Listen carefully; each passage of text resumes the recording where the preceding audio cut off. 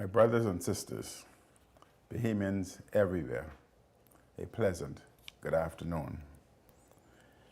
As we once again reopen a range of activities tomorrow, I would like to offer some words of encouragement and, if I may, some guidance.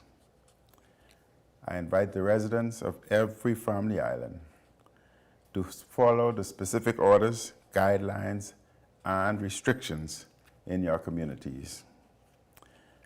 I want to offer particular caution and encouragement for the residents of Grand Bahama and especially New Providence, where the number of COVID-19 cases remain high. As we begin this gradual and phased reopening, I remind you to please follow the well-known health and life-saving measures, particularly wearing your mask, maintaining appropriate physical distancing, and staying at home when you do not need to be out. Do not let your guard down. We are still in a marathon fight against COVID-19. Let me say to you again, this is not a time for large parties, socials, or group gatherings, which can further spread the virus, which is very easy to catch. We are trying to reopen in a measured manner, allowing certain activities in accordance with specific guidelines, restrictions, health, and safety protocols. Details related to the commercial and social activities allowed under the latest emergency order may be found on COVID-19 guidelines page on opm.gov.bs. I note that there are two schedules of islands with various orders and guidelines, depending on the island on which you live. All emergency orders are available at the OPM site. Family Island administrators should pay careful attention to the orders applicable to their communities. Information is also regularly posted on the Office of the Prime Minister's official social media pages. On Facebook, our official page is Office of the Prime Minister, the Bahamas. And please look for the blue tick. On Instagram, the official page is OPM the Bahamas. And on Twitter, the official page is Office of the Prime Minister, the Bahamas. Please continue to send your suggestions and questions via social media and our suggestions platform on opm.gov.bs. We continue to welcome them. I encourage all businesses, no matter the size, to ensure that your employees and customers are following the health measures, including proper sanitization, physical distancing, and the wearing of masks or facial coverings. Let me again express tremendous gratitude and admiration to the many Bahamians, residents, and businesses who have consistently followed the various health measures. Thank you so very much for your spirit of cooperation and your sense of national unity and purpose. The new orders were designed to ensure that more small business could open with appropriate health measures.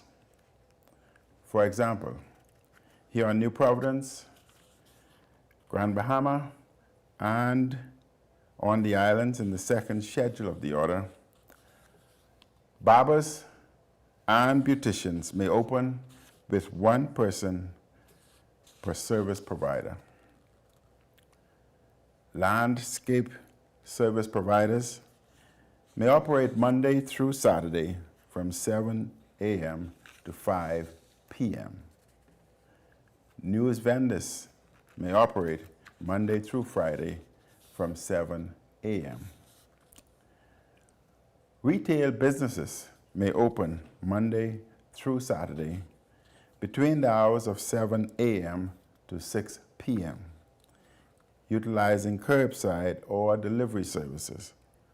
However, clothing and fabric stores may also offer in-store service with physical distancing, sanitization, and mask protocol.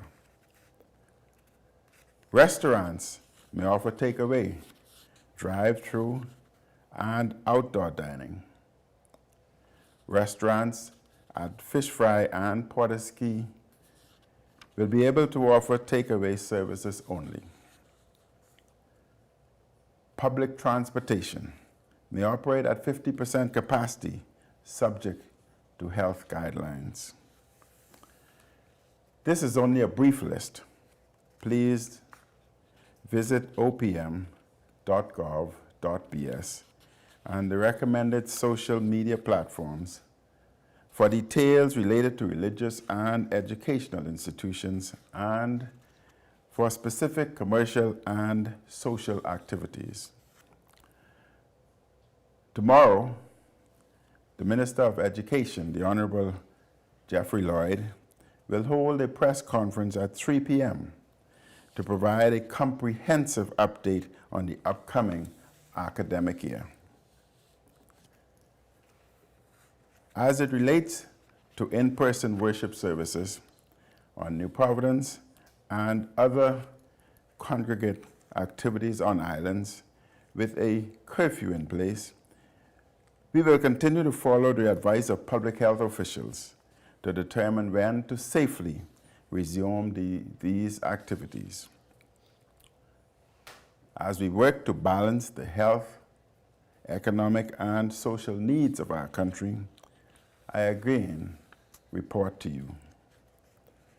We have increased hospital capacity, including for COVID-19 patients, created a COVID-19 enforcement unit, increased testing capacity, improved the turnaround time for test results, and generally improved the analysis of health data.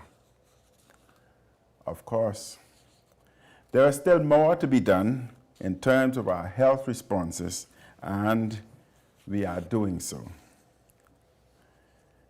Let me assure you that the Royal Bahamas Police Force remains on high alert.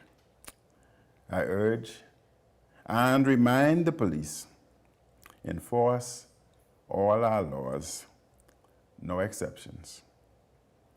I ask you, the people, please do your part.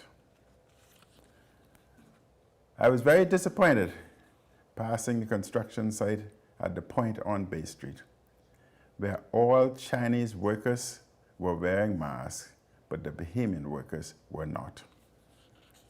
We should all be vigilant in terms of safety and security during the phased reopening of the economy.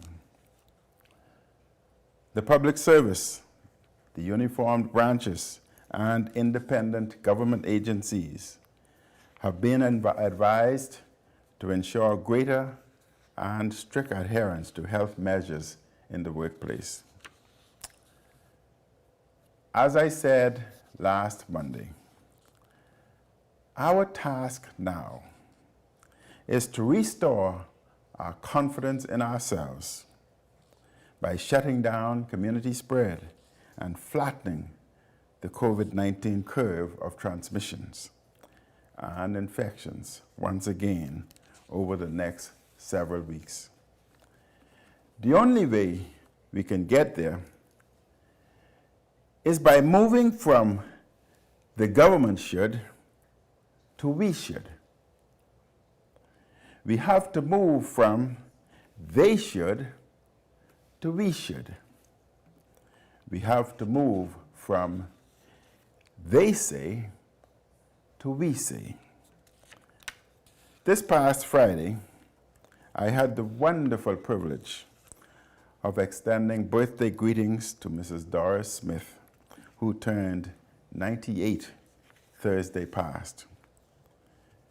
Mrs. Smith blessed me with her spirit of encouragement, with her words of inspiration, and her hopeful spirit. I was deeply moved when she told me that she prays for the country, for the cabinet, and for myself every day. On behalf of the entire country, I again wish her a happy 98th birthday. I ask all Bahamians, especially our young people, to honor our elders and, in the words of Scripture, honor thy father and mother, that thy days may be long. We honor and show respect to our elders during this pandemic by following the health measures that will ensure that their lives and their days are healthier and longer. When we are successful as a country, it is not the government that is successful, it is the Bahamian people who are achieving success. This fundamental truth echoes the words of the great American president, John Fitzgerald Kennedy, who proclaimed in his inaugural address on January 20th, 1961, "In your hands, my fellow citizens, more than in mine, will rest the final success or failure of our course." Kennedy further stated, "Since this country was founded, each generation of Americans has been summoned to give testimony to its national loyalty." The preamble to the Constitution of the Bahamas is also a summons to national loyalty, expressed through a national commitment to a greater good, a national commitment to a common good, a national commitment to a spirit of love and unity. Even during the most difficult times such as these, including the worst economic downturn in most of our lifetimes, there are things we can all do for our country, no matter our particular circumstances. We can encourage each other. We can pray unceasingly for our country. We can consistently practice the basic health measures that protect each other. I ask my fellow Bahamians and residents with greater means to do whatever you can, wherever you can, to help the poor and the most vulnerable in our country. Yes, we can, and we will beat this deadly virus. We will overcome the challenges of today. It is the people's time to act in a spirit of solidarity, to heal, and to renew the country we all love. May I end with the same prayer President Kennedy offered 60 years ago next year. He prayed those 6 decades ago at his inauguration. With a good conscience, our only sure reward, with history, the final judge of our deeds, let us go forth to lead the land we love, asking his blessing and his help, but knowing that Here on earth, God's work must truly be our own. May God continue to bless our Bahamas, and let us keep each other in prayer, and may we all stay safe. We must all wear a mask, social distance, and sanitize. I want to close by some encouraging yet moving words from my 3-year-old granddaughter, Sadie.